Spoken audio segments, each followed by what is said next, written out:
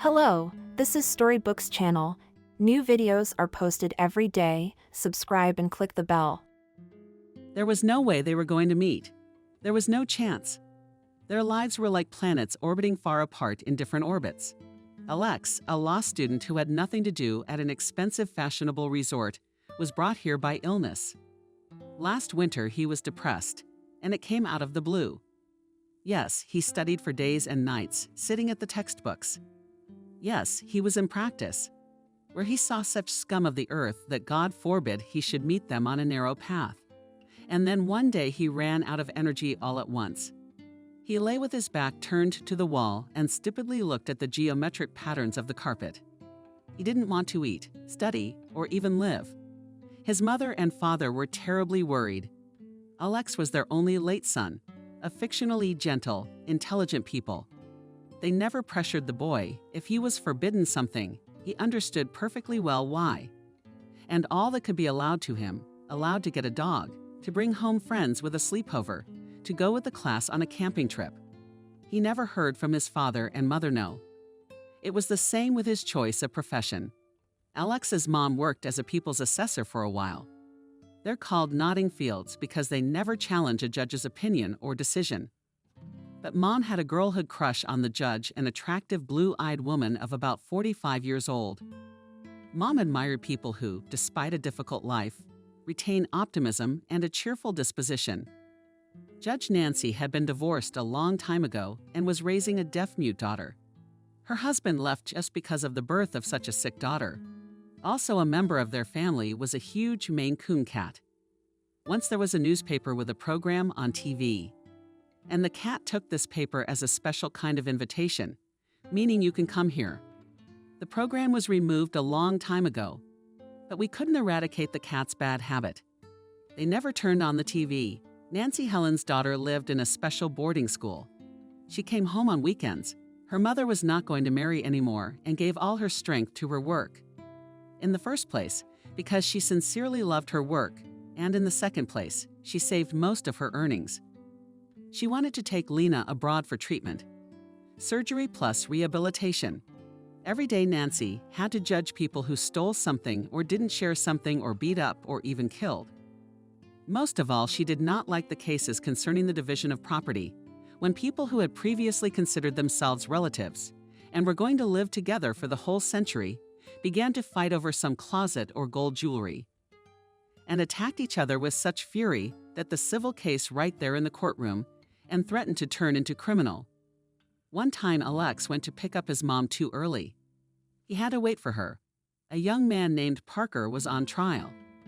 He had just been released from the zone and returned to his mistress Betty and was just beginning, so to speak, to taste freedom. In the evening they quarreled and Parker stabbed Betty. The ambulance came. Betty was drunk and didn't want to go to the hospital. They could barely convince her to get stitches. She wanted to stay with her example, who didn't understand why he'd taken up the knife. In the courtroom, they told each other they loved each other. Betty, I'm sorry, there's no one I care about more. Parker told you. I'm going to sit down again, aren't you? I'll be waiting for you. Betty pressed his hands to his chest. This was a side of life Alex didn't know, had never encountered. Parker got 2 years and 10 months. And Betty was in the hallway excitedly discussing with her sister what to send him in first gear. Nancy felt sorry for him, Mom said as she and Alex drove home. She gave him the shortest sentence possible. He had already been convicted once, but his girlfriend was almost on her knees, assuring him that she held no grudge against him. Alex seemed to be thinking about something of his own. But isn't that when he started reading different literature? Not like before. If before he was interested in adventures, now they were replaced by detectives, books about the elusive, criminals, bloody maniacs, their kidnapper, and domestic violence. In Alex's senior year of high school, he told his parents he wanted to become an investigator. Mom was scared. It's dangerous. Can't you choose some more peaceful profession? Dad objected. Alex is not likely to go into a dangerous line of work. I think he'll work in our small town, and soon all romance will be dispelled. He'll have to investigate a case like the one where a homeless man broke into an apartment and stole a laptop to drink it away. So I'd like to know. Wouldn't a chore like this turn him away from the legal profession? Alex wasn't in the mood to open up. So he briefly said, "We'll just have to wait and see." And during the years of study, he really had to see a lot of things that were too cruel, rough, ruthless. Practice was coming to an end, and again lectures were replaced by seminars. And at home he had to study reports, prepare term papers, and then look at the subject of his diploma. I studied every day until late at night. And finally, from the accumulated fatigue, and there was that very nervous breakdown. He became depressed. Parents were worried God knows where the money came from and bought him a trip to an expensive sanatorium by the sea. Alex didn't even want to go. What difference, where he will lie for hours in a fetal position in a city apartment on the 8th floor or in a local room, 100 meters from the sea. But suddenly the change of place did him good. In the sanatorium, the doctor began to treat him the old-fashioned way. He did not prescribe expensive procedures for the young man. Different spa healing climates, sea bathing, long walks, and drinks with soothing concoctions that were given at the bar had to do the trick. And after a few days, Alex felt that the air here was really healing, and he began to fall asleep easily in the evening. Sleeping soundly at night, he stopped having nightmares, and early in the morning he was greeted by the sea, clear as a tear, which washed away all the negativity and got rid of heavy thoughts for breakfast. Alex came with a wolfish appetite from even milk porridge, which he did not like before. At the table, his neighbors were a father with a small daughter and a middle-aged woman. The little girl had a pretty face. Her hair was twisted into 2 thick pigtails. She chattered amusingly, and somehow it so happened that if the little girl was given peaches or cakes, everyone at the table was happy to give them to the little girl. Her daddy, Benjamin, smiled embarrassed and grateful. The middle-aged woman's name was Helen. She was unusually silent. It was clear that she was a wealthy woman. What was the jewelry alone? In the ring, and hid a large diamond earrings with the same gemstones attracted admiring glances. Helen's short cropped hair was kept small, which she dressed simply, but not a single thing looked cheap. And also the open things that women in the South love so much. Helen wore no loincloths, short skirts, over t-shirts. She always threw on a long-sleeved shirt or jacket. Helen probably did this then to hide her painful thinness. She seemed not just slim, but truly emaciated.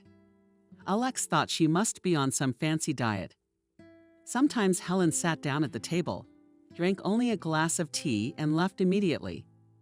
Sometimes, without any appetite, she would pick at the second course with a spoon and leave the plate. It was still rare when I managed to meet her gaze. If the neighbors at the table were talking to her, Helen answered, looking somewhere past, and her answers were always complicated and her voice quiet, as if she was afraid to say an extra word. Alex never met her either on the beach or on excursions, and they were organized almost every day in the sanatorium. You could see Helen only on the farthest paths, and that's not immediately noticeable, sitting on a bench somewhere, face hidden by a wide-brimmed hat, enjoying the solitude. Alex didn't really care. He was glad that he was starting to come to life himself. There was an interest in life. For the first time in many months, he began to make some plans. Periodically, all vacationers in the sanatorium had to visit the doctor to check how the treatment was going. What was the result? Alex waited for his turn. Sitting in the corridor at the doctor was Helen. The door was slightly open, and Alex heard her voice, characteristic, slightly stated, "To great regret, we were not able to help you. Isn't that right?" Sebastian asked the woman softly. "Well, probably, if I hadn't come to you, I would have been worse off." Helen tried to answer delicately. "You haven't put on weight. Not a bit." "Blood pressure still spiking," Sebastian listed. "And the psychologist says your anxiety level hasn't gotten any lower." "That's right." Silence. Alex imagined Helen nodded. "That's right," Sebastian summarized. "Until it's removed. The root cause you won't recover. I would recommend that you see a psychiatrist when you arrive. Apparently chemistry should already be involved here. Have him find some medication." No, Alex has never heard Helen speak so loudly and with so much excitement. "It's impossible for me. Even then, I proved with great difficulty that I'm not mentally ill. That's the only reason he got jail time." After all, he presented the case so that I made up everything with an unstable person psycho and make hysterics. Jealous of everything and everyone. Plus a vivid imagination. And it's a done deal. But you didn't do the beating yourself. Sebastian was still talking softly. It's still a basic fact. Didn't I tell you? He somehow convinced my friends, ex-girlfriends, to testify that I've been weird since I was young, that I can cut myself and stuff like that. Okay, apparently the doctor preferred not to go into all that. There was silence. Sebastian must have been writing. Get it at the nearest drugstore. These are sleeping pills. They're a prescription drug. And for the last few days you'll be here, get some sleep and don't think about anything. I strongly advise you to go home. Let not psychiatrist, let psychotherapist, let psychotherapist. No one will put you on the register. But as you do not realize, you will not be able to live fully, will not be able to enjoy life, if you do not work on this problem. How much life is left in there, doctor? Helen abruptly pushed back her chair. A couple of moments later, the door opened, and without looking at Alex, the woman walked quickly down the corridor. For some reason, all day long the young man couldn't forget about this conversation. He waited for dinner to see Helen in the dining room. Usually she was always a little late. They served very pretty cakes for dessert, baskets with cream and fruit. Alex automatically handed his to Ninotchka, while he looked out the door every now and then. But Helen never appeared. The next day Alex, as usual, went to the beach. Early in the morning he liked those hours, when there was still no one here. But who among the vacationers would really think of getting up at 5? Only a few fishermen could be found on the shore. But suddenly he saw Helen. The woman was sitting on a chaise lounge under the awning, although the sun had just descended. But one could see Helen. But you could see Helen, and here wanted to remain as inconspicuous as possible. She was wearing a denim fiber skirt, long to her heels, and some kind of stretchy sweater that Helen was tangled in. She sat with her arms around her knees and stared in front of her. Alex didn't want to disturb her and was about to discreetly retreat, but then she looked at him. They nodded to each other. "Good morning, can't sleep," he said. Because he had to say something. As it turns out, even the pills don't work for me. Helen grinned. Alex didn't expect her to answer. She hadn't told anything about herself until now. And I was tired of studying. He said, "Have a seat on the next slogan." Once I decided to give myself a break. That made it easier. Maybe you should also not think about unpleasant things. As Helen looked him straight in the eyes. "Can you do that? Teach me. How do I do that?" Suddenly tears came to her eyes. Helen bit her lip and stared at the sea. He could think of nothing but the trivial. But there are no unsolvable problems in the world. Only if someone died, I died, Helen said. Isn't it obvious? Helen grew up with a stepmother, and once wanted more than anything to have her own home and her own family. Though everyone around her admired her father, her stepmother, and all 3 of Helen's children, and her 2 free, younger brothers. Her father was a scientist, a university lecturer, soft in family life, and a professor who was passionate about science to the point of madness. He forgot about food and sleep. If it was about his favorite science, his first wife died a few days after the birth of Helen. On the face of it was not so rare reason. A medical oversight. Later, someone changed all the records. I didn't punish anyone for that story. No one was suspended. And the grief-stricken professor never tried to get justice. Perhaps he wanted to raise his daughter on his own and never marry again. But after a few years, he met a young woman, whom he sincerely admired, as he did. Maria was in love with science, which means that she lived a spiritual life in words, and everything material was of secondary importance to her. The professor very quickly proposed to her, and Maria was not afraid to marry a man with a child. 2 years later, she gave birth to twins and decided that she had had enough of children, although the professor had hired her an assistant from the beginning. Still, the small children demanded too much attention. The housekeeper took over the household, cooking, washing, cleaning. But her mother didn't trust her to raise the boys. Maria wanted to raise her sons in her own image. Spiritual came first.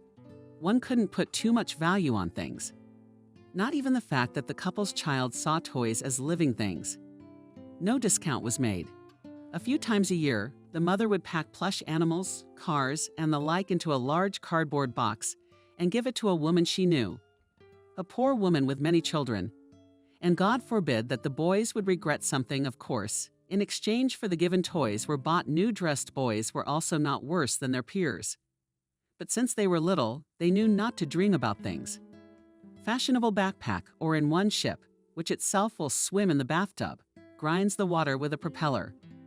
But about this or that book, or that recovered father, who had a heart condition, you can dream quite well. With the boys, this issue passed. They obeyed their mother, at least for the time being. But Maria, from the very beginning, tried to apply this method of upbringing and stepdaughter. However, she was disappointed. Helen did not accept the punishments. She cried. One time, she even had a nervous attack. Her father promised Helen for her birthday the same lush princess dress that the girl's friends had. Most likely, the professor didn't understand what it was all about at all. But he had the pleasure of going with Helen to the store and pleasing her with a grade. Helen was so excited about the gift, made on the eve of her birthday, that she put on the dress, not wanting to take it off. When she was nevertheless persuaded to change into a nightgown before going to bed, her stepmother took the dress and hung it up in the closet in the room, saying she would allow the outfit to be worn on holidays. Helen, from whose hands the coveted article had been snatched, burst into tears so that her hands began to tremble. And the next day she had a fever. And instead of a holiday with a cake and candles and balloons instead of fun with her friends, Helen lay in bed in semi-oblivion. Then the father and stepmother had a long talk behind closed doors, and the stepmother backed off from raising her stepdaughter. She forbade Helen practically nothing else. The girl simply ceased to exist for her. If Helen addressed her with any question, Maria answered to ask her father. The professor was so busy, so far from real life, that very soon the girl had to become independent. Sometimes she asked her father about her own mother. Tears invariably came to the professor's eyes. Katya was so sweet, cheerful, with an easy character, that with her death all joy left the house. Apparently Helen had taken after her mother in many ways. She tried to arrange for two factions to form in the house. After all, Maria has sons. The girl reasoned, so let her be with Benjamin and Tony, the three of them, and they will not be bored. And Daddy's mine. Otherwise it's not fair. They're together and I'm alone. But the stepmother was quick to put an end to her daughter's claim to her father's attention. She believed that no one can be closer to her husband than herself. They work together, they have common interests. And Helen is growing up. And soon she will have her own life and her own spouse. Thus, the girl's relatives were replaced by her friends. She often stayed with them for days at a time. Her friends' parents didn't mind. No matter what, Helen was well, raised in a friendly manner, always tried to help with the housework. Sometimes someone would say, "I wish I had a daughter like that." Helen would only flinch. Apparently, deep down, it was weighing on her. The fact that, unlike her peers, she did not have a normal family, and she really wanted to have one. No one came to Helen's graduation. The professor was very busy. There was some important meeting of the scientific department. He asked his wife to go to the school, but at least for the solemn part of the awarding of certificates. But Maria made a distant sign. "I haven't been involved in Helen's education for a long time. I don't want to be a hypocrite, participating in this celebration." The professor only shrugged his shoulders and smiled guiltily at his daughter. "I apologized for the way things turned out." However, Helen was already hardened by life, and she only grinned. She did not expect anything else. However, the behavior of her father she still assessed as a betrayal and chose a university for herself in another city. Her father rented her an apartment. Here you have to give justice. The stepmother never interfered if the father spent money on his daughter. "I know for myself in the hostel, and it is difficult to study well," said the professor. "There you stay up late, you bring friends. And if you are going to study seriously, you need a quiet and working environment." He went with his daughter, visited her new apartment, gave a generous sum of money for Helen to buy everything she needed. But when the girl became a student, her behavior changed. It's as if she got to all sorts of entertainment. Now she often lingered in nightclubs, carefree fun with new friends. They could drink so much that they could hardly tell the cab driver their home address. And boys for the evening to pick up and afford any other craziness. And Helen dressed in ways she never would have thought possible. She used to wear bright, flashy things. She used to leave her hair loose. She was naturally very good-looking, and she was never without male attention. Another thing is that now she remained as kind and trusting as she had always been. She was introduced to Leo by a classmate. Julia had a boyfriend, and he had a friend. Why not sit together with the same company? They were already settled at a table in a cafe. The friend's boyfriend was running late. But when he showed up, Julia's face stretched. She must have thought she blundered. Finished with the wrong guy. Suddenly he looked like he'd stepped out of the pages of a men's fashion magazine. No, in this case it didn't matter what he was wearing, but that hard face. The sneer. Such bright eyes and black eyebrows in the span of a young girl is covered with pictures of such a Superman. His bedroom. It was strange that Leo still didn't have a girlfriend. He willingly took on the role of Helen's beau. For the rest of the evening, he took care of her, pouring her wine, laughing at her jokes. And when the party was over, he walked her home. Perhaps it could have been limited to a few kisses goodbye. But Helen saw no reason why not. Why shouldn't they end a wonderful evening? On an equally marvelous night, she took her new pal by the hand and carried him back to her house. And indeed, the night was so intoxicating that in the morning both didn't want to part. That was where it all began. The romance spun up most impetuously, and 2 weeks did not pass. Leo confessed his love to Helen and asked her to marry him. She was amazed at such a hasty decision, especially since, having looked at her family, she did not want to get a stamp in her passport as soon as possible. Girlfriends met the news differently. Someone who enthusiastically forbade and began to ask for a wedding, preferably as a witness. Someone who has already seen the handsome Leo and frankly envied. And Sophia's closest friend only shook her head. Sophia was not a prude at all. She was happy to open up at the same parties that Helen was happy to pick up guys for one night. So Helen was all the more surprised. "What do you like?" she asked. "I'm not getting married yet, but you should have seen how beautifully he proposed to me. All honorable." On her knees, with a bouquet of flowers and a stunning gilt diamond ring, Helen showed her hand with a dainty ring. "I said I would think about it." With poorly concealed pride, she said, "And at any rate, as long as I wear the ring, I will be faithful to it." And what did he interrogate Sophia about? It seemed to me that he was very upset that I had not consented. Helen confessed at once. I think he imagined that I would turn, throw myself on his neck, and confess my eternal love in return. Sophia shook her head again. "I haven't had any experience of my own family life, of course," she said. "But I don't often see guys of that age getting married so quickly. So far, I've only seen a few cases of young men proposing marriage so quickly. And you know who they were talking about? Alcohol. And both of them were already incorrigible. Or, as they say, incurable. And they'd already tried marriage, but their wives couldn't take it for long." "You mean he drinks?" Helen laughed. "I'm gonna disappoint you, but I'm a leader in this business. You know I sometimes can't resist an extra cocktail. And he doesn't even guzzle. He's driving. What do you know about him?" Sophia kept up. "Well, his father left the family early. His mother raised him, but she was difficult. She drove men around and paid little attention to her son. Maybe that's what we have in common. Neither he nor I had a normal family. Maybe," Sophia agreed thoughtfully. "But if I were to advise you to look for a husband, it would be among those guys who had a normal, good family, where the father was used to taking care of the mother, whose son saw that." And I lazily pitied with unexpected seriousness, said Helen. "He, like me, wanted warmth at home, and his mother gave all her warmth to strange men. He hoped that she would at least give birth to another child, and he would have a brother or sister to take care of. But no.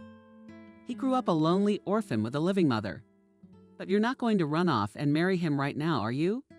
"No, of course not." Helen sounded concerned. "I've already messed up my studies with these affairs. I have debts for the last session. There's no way I can retake it. and I have to do it. It would be a big blow to my father if I suddenly dropped out of the institute. He's the one who pays my rent and gives me money to live on." "Yes," Sophia agreed. "So far you've had it easy. But if you lose your allowance, you'll have to work part-time like many other students." Unfortunately, things took a turn for the worst for Helen when she once again came to retake the course. The teacher, who already disliked her, tried to do everything to stump the girl. He asked unexpected questions, demanded knowledge of additional material. Helen had spent several sleepless nights preparing for the exam, and now she had everything mixed up in her head. She ended up getting another D. In the study section, she was told that, in general, if she did not want to be expelled, she had two options: or take a leave of absence for whatever reason or switch to a paid department. The girl was not satisfied with both options, but the second was worse than the first. Studying was expensive. She could not take this load on her father. It remained to take an academic classmate, whose mother was a gynecologist, asked her to make a fake pregnancy certificate. Helen was given a sabbatical leave. The girl decided to get a job in a cafe, save up some money. And if she couldn't recover next year, she'd pay for her own tuition. But Leo, when he found out what had happened, insisted on marriage with redoubled force. "You won't be dependent on your father," he urged. "I earn enough. If you want to, you'll study further. Do you want to?" "No. Don't you like the prospect of being your own boss?" Helen resisted for a while. She did get a job as a waitress in a small restaurant, but she didn't last long. First, she was snapped at by a customer who thought Helen was too clumsy and sloppy. Then her companions accused her of cheating on her tips. In this restaurant, it was customary to deposit tips in a common pot, and then to distribute them. And most of it went to those who had worked here for a long time. The newcomers, on the other hand, got the crumbs. This unwritten rule seemed so unfair to Helen that she actually arranged for some of the money that visitors gave her. In short, the girl was out on the street. And that's when she went to the registry office with Leo. They took the application, and the glowing groom asked her what kind of wedding she wanted. Something modest? Helen asked, "You don't have to spend a lot of money on all this tinsel. I'm fine if we get a table somewhere." "Oh, that's fine." Leo seems to be okay with that. "I wouldn't want to be the lead in a play where everyone's staring at you." Helen laughed at you. "You're the one who's handsome like a movie star." "Not me. I'll be invited. By the way, I haven't been to your house yet. You haven't met my family. My relatives live on the other side of the country and are unlikely to come to the wedding. I'd love to show you the house next weekend. Only now it seems too small. I never thought about it before. But now that I've met you, I want a big, very big family." Helen only laughed. No, she didn't mind children. But first, he'd have to get his degree. The day before the wedding, he gave her a present. They were to go on a wedding trip, but it was supposed to be special, just like he was special. He rented a cottage by a lake in one of the northern regions, but you probably can't swim there. "Yes?" Helen mumbled confusedly. She had assumed that they would go somewhere after the wedding. But she imagined that it would be the South, maybe Turkey or one of the European countries. Even the Krasnodar region. Sea, sun, fruit. A room in a nice hotel. They would get up at dawn and walk along the beach, holding hands. But Leo even grumbled. "You can't find privacy there in season with so many people. The beaches are jammed with excursion crowds, and I want you and me to be alone." And after a few days, Helen was convinced that her husband was right. Instead, he chose a wonderful retreat and a cottage in the woods, surrounded by huge picturesque fir trees. How wonderful the pine needles smelled. It took a few minutes to walk along the wooden planking to the lake and sit on the bridges and admire the view. The water in the lake was the clearest and not so cold. They enjoyed swimming several times a day. The cottage was small, but Helen fell in love with it. 2 bedrooms, the second one was obviously unnecessary. A cozy kitchen finished in wood and a living room with a window and a fireplace. The ceiling-high refrigerator was filled with groceries and newlyweds. There was no need to drive to the nearest town, although it was a quarter of an hour at most by car. Helen had never had such a good time. They would actually get up at dawn, have coffee on the terrace, and then the whole day belonged to them. One could walk along forest paths, discovering new picturesque corners. You can splash as much as you like in the clear, clean water. On rainy days, one could read by the fireplace, listening to the sound of the rain. And that night they spent under the open sky, sheltered by a single plaid, with the same old starry river flowing over their heads. Helen had forgotten to bring her birth control pills. Going through the small medicine cabinet, she discovered they were gone, although she thought she had put them in with her medication. At first, she was saddened by this, but then she waved goodbye. And she felt so good next to Leo that she thought, as it will be, so it will be. She was sure her husband would solve any problem with him. She would not have to think about her daily bread, or about the fact that the child lacked something. In this corner of paradise, Helen felt as if she had rested for all the past years. She felt truly loved and desired. So she didn't want to go back to normal life. But Leo had promised her another surprise, and he was not wrong in promising that his house would make her admire him. She hadn't expected her husband to be such a wealthy man. It was a beautiful mansion on the outskirts of town. It wasn't exactly a high-profile place. It's not the waterfront, but it's near the woods. You could look at it and reminisce about your wedding trip. High, low fence, automatic opening doors. "I'll be safe for you here," Leo said. "No one's gonna steal you away from me. Who needs me?" Helen started to pay and went to look at her new possessions. The house was not that big. A kitchen on the first floor and a living room on the first floor. 3 rooms, bedroom, study. And the third one Leo said would be a nursery. Last of all, he showed her the basement. Most of it was set up as a gymnasium. There was also a small room. According to Leo, Helen's eyes shone for storage of all kinds of junk. She mentally envisioned making this the most beautiful house in the world. She didn't know exactly how much Leo earned, but she was sure that she would have enough for various transformations. And she'd be working soon, too. "Don't you have some blag to find me a place?" she asked at dinner. Helen always tried to turn dinner into a little celebration. Not only cooked something tasty, but also beautifully set. Our table. She'd set glasses, pour wine and talk. Under such a feast was usually the most pleasant. But now Leo looked up at her in surprise. "Why do you have to work?" Helen was confused. "I always thought that I should not sit on my neck." "You're not sitting on my neck." "I always thought I'd patronize and pamper my wife. She wouldn't have to work for someone else's uncle and put up with his whims." Helen was very pleased to hear this, and the conversation ended there. A week later, however, the young woman returned to him. Now Leo went to work every morning, and Helen spent the whole day alone. In addition, her husband always returned at different times. "You can't guess what time to make dinner so that everything is hot."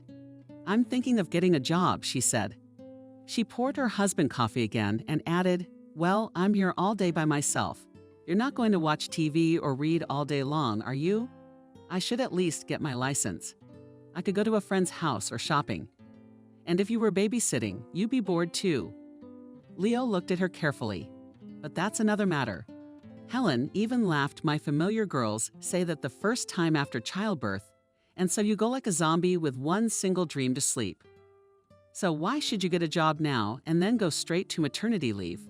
Leo asked. "But I still want to finish the institute first. You can't even imagine. What a disappointment it will be for Dad if I don't have a diploma." Helen protested. "Dad lives only for his science." Leo shrugged, and a few days later Helen took a test and found out she was pregnant. Leo organized a real celebration.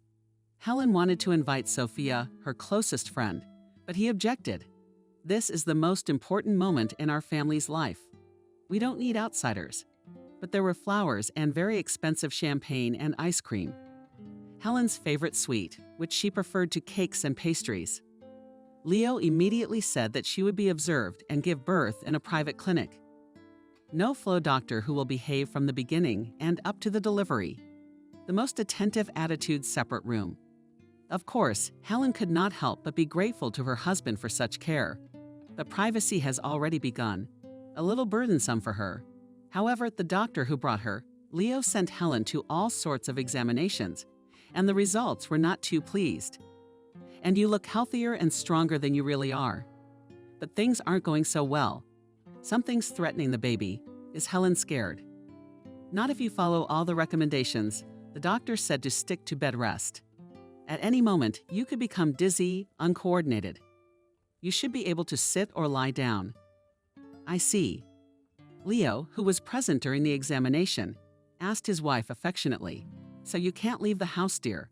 And just in case you don't run away, I'll take away your keys." He turned the matter into a joke.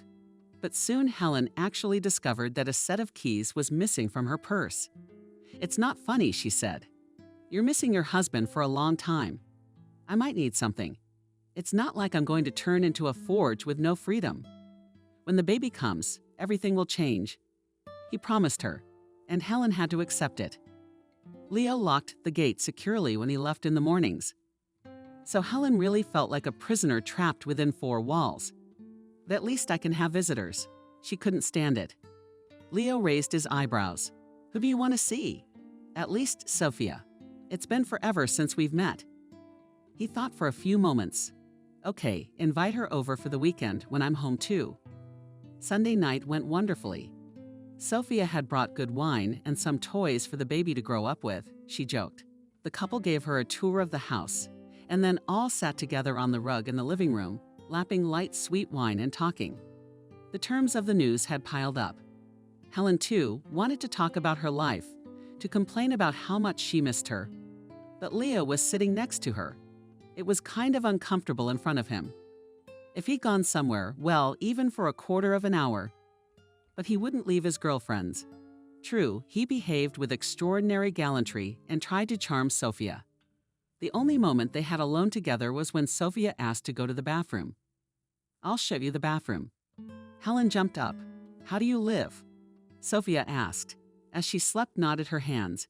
Even if Leo stood under the door from behind the noise of the water, he heard nothing. Everything is normal. "Well, yeah, pretty much." Helen really wanted to tell her how much she longed. But she was afraid Sophia wouldn't understand. After all, the way she was living now was dictated by Leo's care for her. "I thought you were locked up like a bird in a cage." "No," Sophia asked obliquely. "He's a good macho guy, but if you decide to run away from him, I understand. And by the way, if you want, you can stay at my place." Sophia had a small apartment, a studio, where she had lovingly designed every corner. There was room for bookshelves, a good record player, and even a small bar.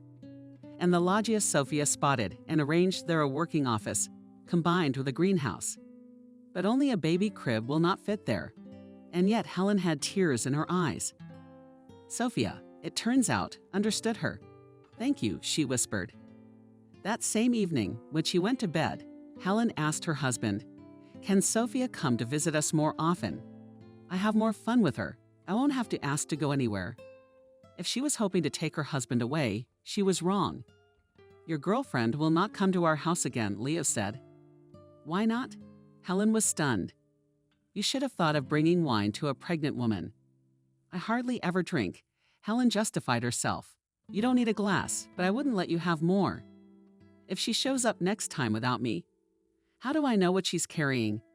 Maybe a bottle of whiskey. I assure you she wouldn't think twice. And I say what would. You're a kind soul. You don't know how jealous people can be. If something happened to your baby, your Sophia will comfort you. And in your heart you'll be glad it happened. You don't think she's jealous of you now. That you have a husband, a nice house, that you're pregnant, and that she has a job and a room the size of a dog kennel. I bet she drinks a lot and is willing to sleep with anyone she meets." Helen was hit by a wave of icy indignation. "You don't know her at all," she said coldly. "You haven't told me anything about your family. When I asked about it, you gave me complicated answers. But I can tell you about my family. I had no mother. I grew up with a stepmother. I never had a sister. Well, Sophia is the sister I've been missing my whole life. And she successfully dragged you to all sorts of companies, all sorts of bad places. What kind of hot spots? I'm imagining things. If we went to coffee shops or nightclubs, then I'm in the clear. You do realize what kind of people go there, right? Men come to eat girls like this." "I'm a girl," Helen said. "I didn't say that, but with that dog you could act like a girl." Look, I'm not asking you where exactly you work or who you're around. You know I run a security firm, and it's all men. So maybe you're hooking up with them. Romans asked Helen in anger. He slapped her on the cheek. No one had ever hit her before, and to raise a hand on a pregnant woman. Helen recoiled and cried. There is no greater insult to a man than what you just said to me. Leo walked out, slamming the door. Helen cried for a long time, but the room was so quiet, not a single sound coming from the room, and she gradually began to calm down. The very surroundings had a calming effect on her. It was so beautiful in her room. Everything in soft pink colors. In the end, she came to realize that it was largely her own fault. Men have certain red lines they can't cross, and she had apparently violated the unspoken prohibition. Still, Helen thought that her husband would apologize to her, and she would try to forget the horrible scene. She and her husband spent the night apart.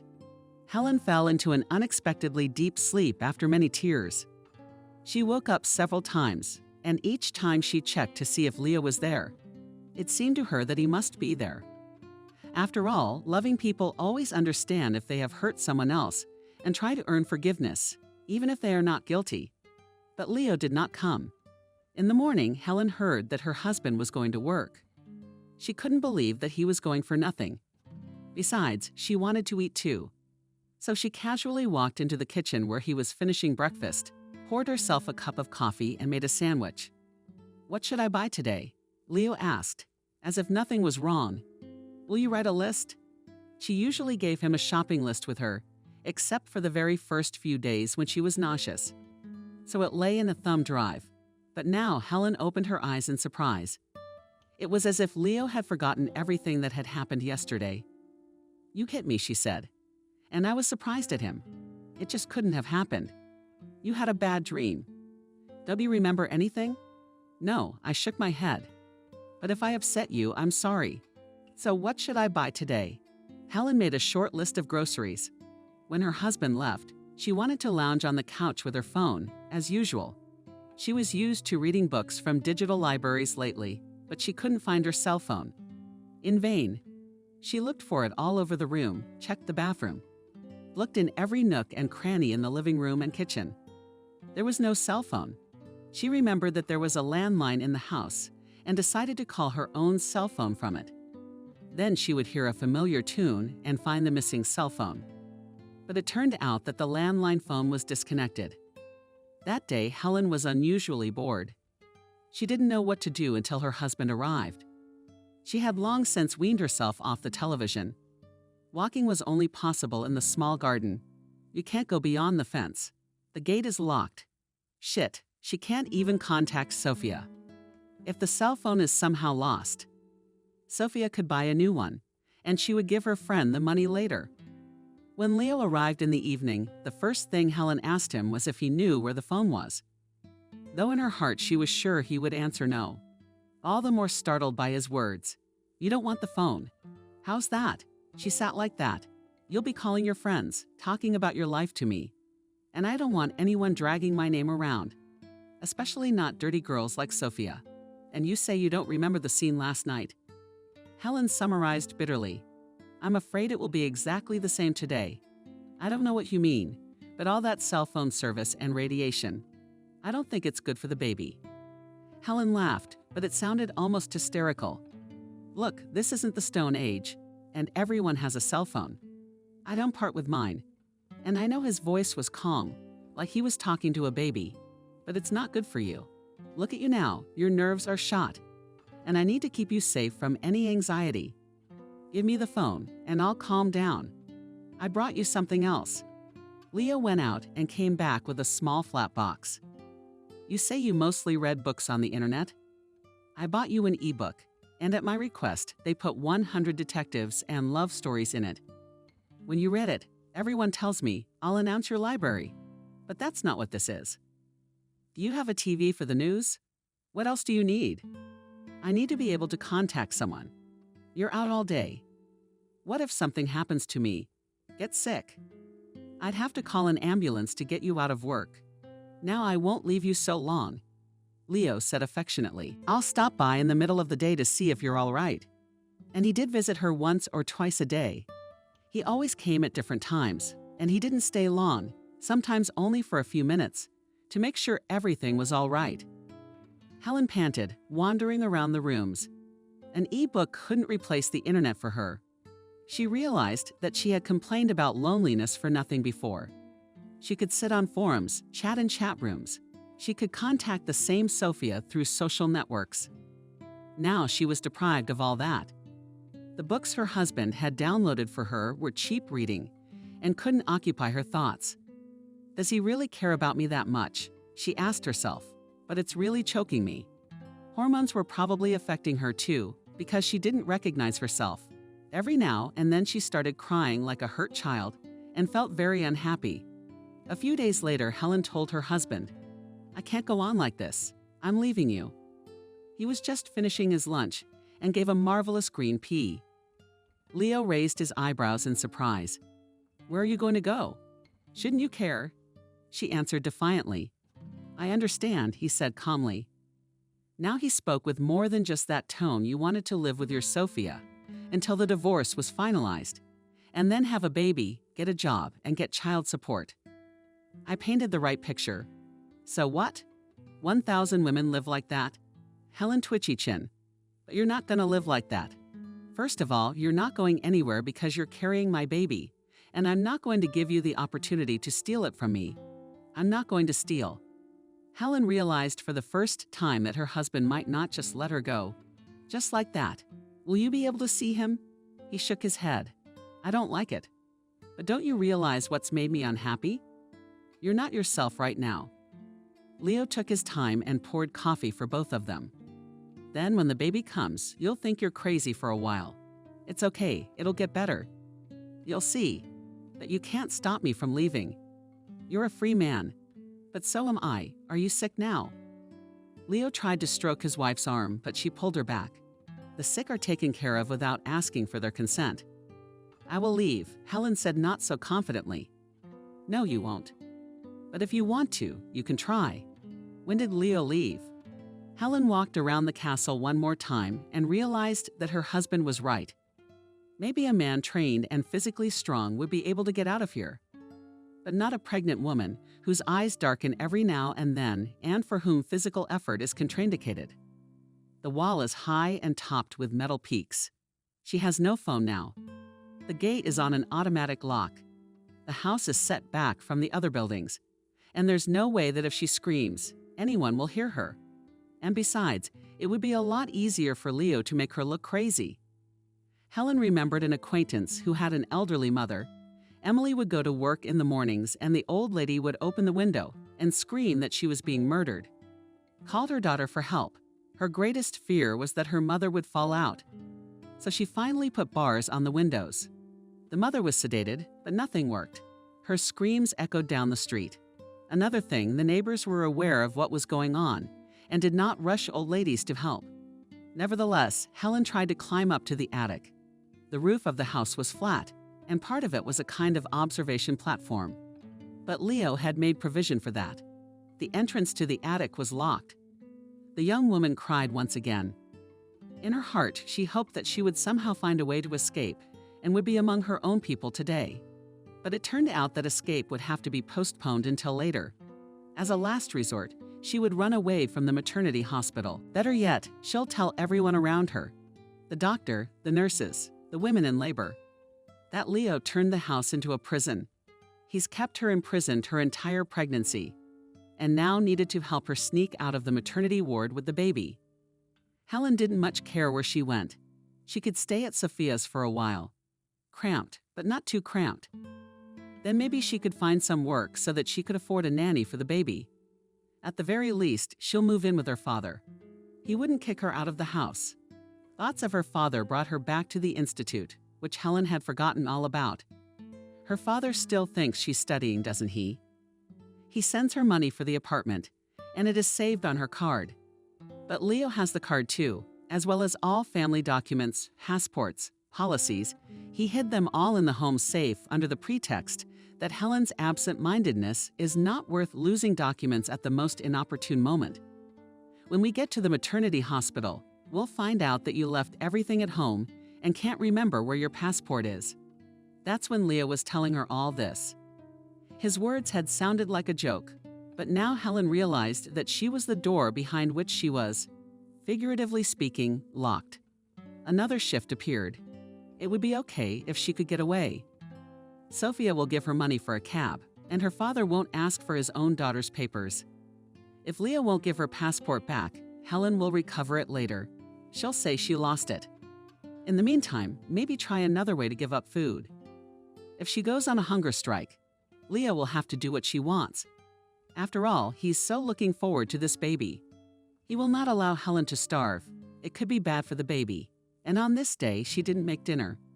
When her husband returned, Helen sat in her room on the wide windowsill and looked out of the window. It was raining. There was a fence and wet lilac bushes in front of her eyes. She knew her husband was about to make sure there was nothing to eat if he made a scandal. Well, Helen was ready for that. Instead, Leah was rattling around in the kitchen. Half an hour later, he walked in on her. "Let's go to dinner. Everything's on the table." "I'm not hungry," Helen said without turning from the window. "You don't feel well." He became alarmed. "Can you take it that way? There's hot soup and rolls waiting for you. Coffee, of course." Helen was very hungry, but she was sure she could stand it, and only shook her head negatively, saying, "I won't go." "If you don't break the regimen," Leo kept talking to her like a child, "we'll go out this weekend. We'll walk in the park, have ice cream. You've really been away from home, haven't you?" Helen couldn't believe her ears. Leo couldn't realize that when she was outside the gate, she would leave him immediately. She'd jump out of the car. For that matter. Yeah, he nodded. "I'm not kidding." "Well said, Helen. I'll be right down." She cleaned herself up a bit, washed her face, and changed her pajamas for a robe. She didn't like to walk around, unraveled. But until this minute, her mood had been so bad that she didn't feel like doing anything. Now it was different. "So pull yourself together," her husband said to her at dinner. "If you don't feel well, of course we won't go anywhere. But if everything will be normal, then I intend to treat you a little. Shall we go to the store and get you something? You'll soon be able to wear the clothes you're used to."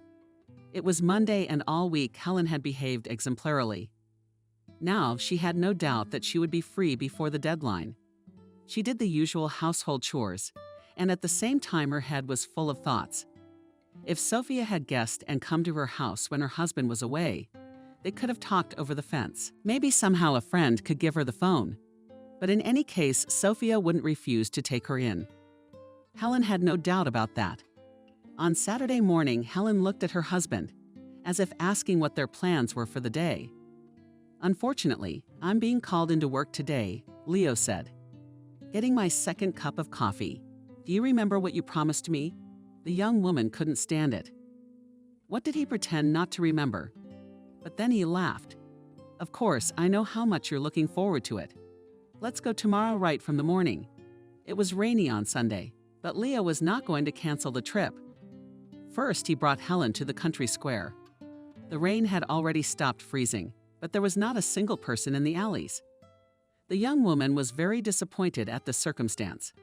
If she just tried to run away from Leo here, he would catch up with her in a few seconds, and there was no one to turn to for help. At this time, the husband received a phone call.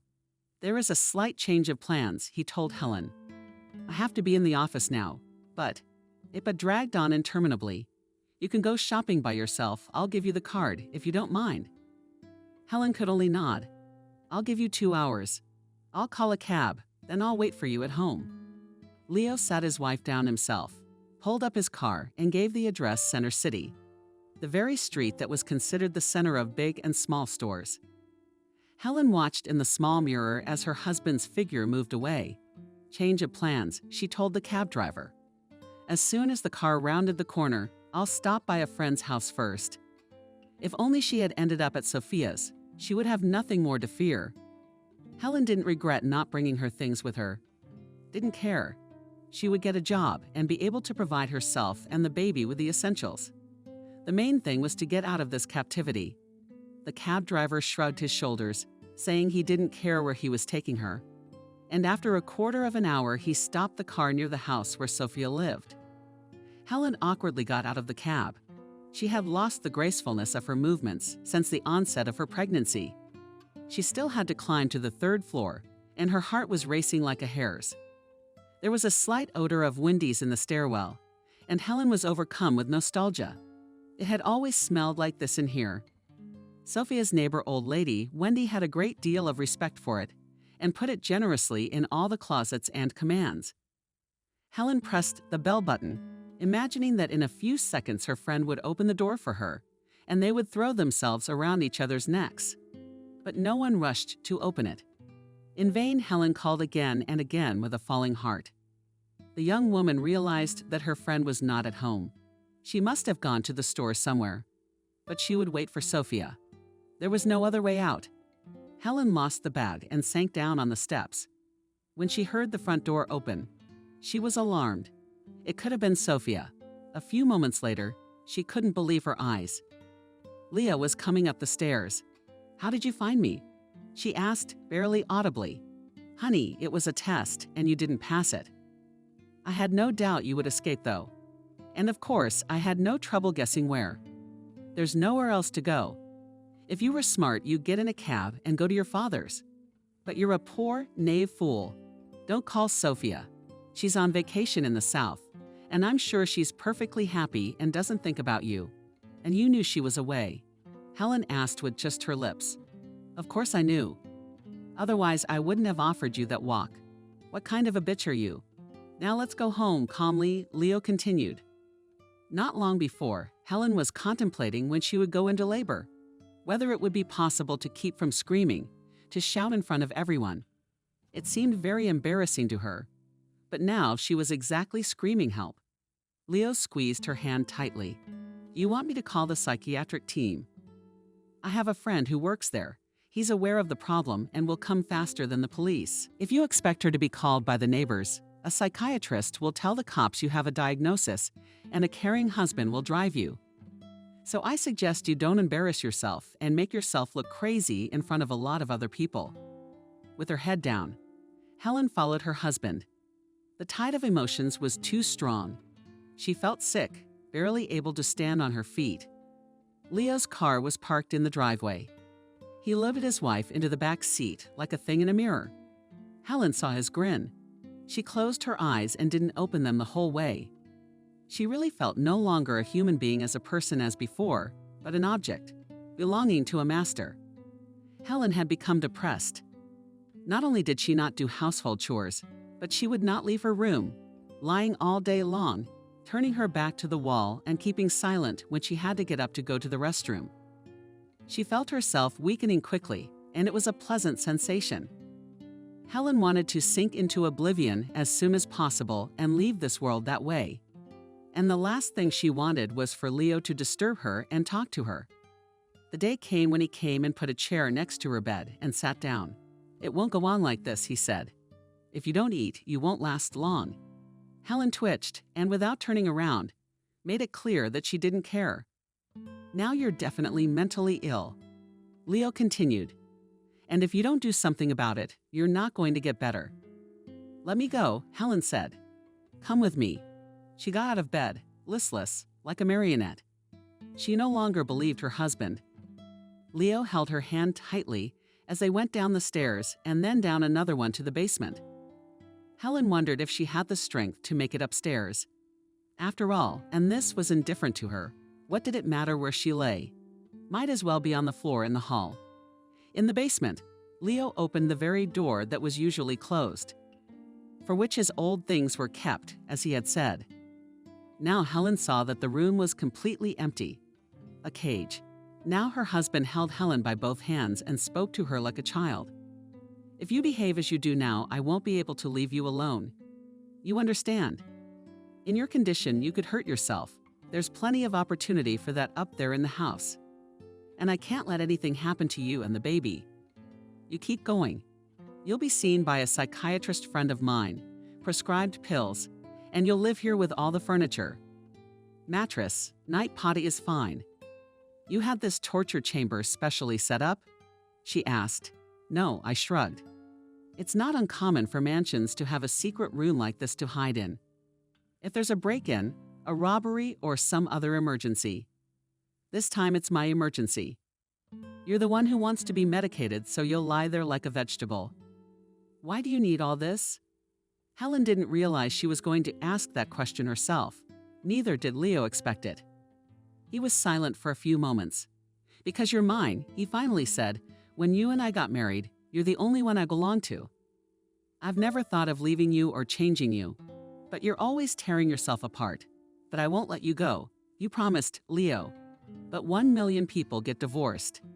Helen said tiredly, what makes you think our marriage is special? I think you're the one who's mentally ill, not me. Be that as it may, he replied, holding back his anger. Do you have to answer that question? Do you want to spend the time left before the birth in a human way? Or do you want to be locked up in here? Not humanly. It will be either way. Helen sighed. You know, I don't care. It's up to you. Okay, he said. We'll give you another chance. Well, have something to eat tonight. Let's go upstairs. And Leo helped his wife up the steps, overcome that she couldn't do it alone. Helen knew she had to wait for the birth, but she could not have imagined the shock that awaited her. The young woman had packed a bag in advance with things she might need at the hospital. If Leo wished to check on her, well, there were no secrets. Nightgowns, hygiene items, a few books. And yet, as Helen looked at that bag, it represented to her the hope that she would be able to get out of here soon. But when it was time to go to the hospital, Leo said, will you give birth at home, dear? Helen looked up, and there was pain in her eyes, as if he had hit her again. Yes, yes, her husband went on. The doctor is on his way. What is it that you don't like? In the old days, only the poor gave birth in maternity hospitals, and the rich had midwives. It was the order of the day, so I've organized this luxury for you. What kind of luxury is that? Helen bit her lip in pain. What about sterility? What if something goes wrong and you need an operation? There's no facilities at home. If there are problems, then we'll deal with them, Leo said nonchalantly. You're young, healthy. Everything should go as it should. To be honest, Helen soon didn't care who her doctor was, whether sterility would be assured for the next few hours. She felt like she was dying. The pain was so intense that the paramedics who arrived had to give her anesthesia. Maybe they did it out of mercy? Or maybe Leo had insisted, not wanting his wife's screams to be heard on the street. Even though their house was on the edge of the woods, it was still the edge of the street. When Helen came to, she didn't immediately realize where she was. Nothing hurt. It was blissfully light. For a while, she thought she had returned to her childhood and was lying on her bed in her parents' house. Then her vision began to focus, and she saw a dark red that it took another effort to remember everything. Someone entered the room. Helen turned her head and saw Leo's face. His was as fearless and calm as ever, unbelievable. Who was born? Barely audible, she asked. We have a baby girl. Show her to me, Helen asked, and mentally added not at us, but at me. Then said Leo, I want you to show her to me. Helen's old stubbornness was definitely back. After all, it was me who gave birth to her. Now you get some sleep, and then I'll show her to you, Leo promised. Helen knew it was useless to ask, and she was in no condition to get up and leave to look for her daughter right now. She was very weak. As soon as she closed her eyes, she fell, either into sleep or unconsciousness. Leo did not deceive her when Helen woke up feeling better. Leo had brought her baby. Helen was afraid to hold her daughter in her arms, such a small, tiny newborn head. It required careful support. Is she all right? Helen asked, not noticing she was crying. She put her daughter to her breast. What did the doctors say? The girl is healthy. Let there be faith, Helen decided, gazing into the baby's face. She didn't need hope. It was something shaky and uncertain, driving happiness crazy. She needed a firm belief that they would both get out of this nightmare quest. Leo agreed nicely. There was no crib in the room, and as the newborn napped, Helen began to look around helplessly, where to put her. Let me carry the baby to her room. Leo held out his arms. I want her to live with me. Helen slowly.